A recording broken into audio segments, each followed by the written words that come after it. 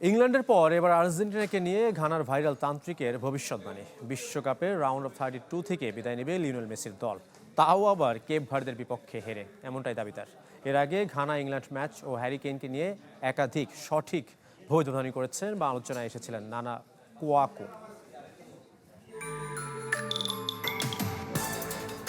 বিশ্বকাপে মাঠের বড় তারকা যদি হন লিওনেল মেসি, মাঠের বাইরে নানা কুয়াকু বনসাম নাম শুনে অবাক হতে পারেন, কিন্তু তিনি এবারের আসরের সবচেয়ে আলোচিত চরিত্র। ইংল্যান্ড ঘানা ম্যাচে স্পটলাইট কেড়ে নেন নানা কুয়াকু বনসাম, যিনি পরিচিত তান্ত্রিক হিসেবে। গ্যালারিতে বসে জাদুটোনা করে হ্যারি কেইনকে আবদ্ধ করে রেখেছিলেন বলে দাবি করেন, যে কারণে ঘানার বিপক্ষে গোল করতে পারেননি হ্যারি কেইন। ড্র করে ইংল্যান্ড। ম্যাচ শেষে কেইনকে মুক্ত করার কথা জানান। ভবিষ্যৎবাণী করেন পরের ম্যাচেই গোল পাবেন ইংল্যান্ড অধিনায়ক।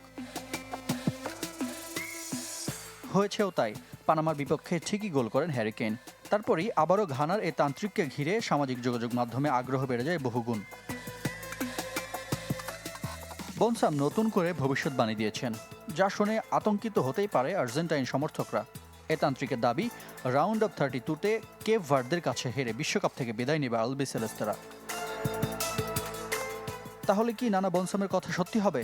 নতুন ইতিহাস লিখবে কেপ ভার্দে, নাকি মেসি জাদুতে ধুলোয় মিশে যাবে তান্ত্রিকের ভবিষ্যৎবাণী?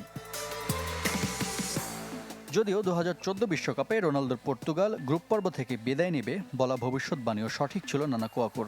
এবার অবশ্য তার বাজির ঘোড়া পর্তুগিজরাই। প্রথমবার বিশ্বকাপ জিতবে রোনালদোর দল, বনসামের সে দাবি।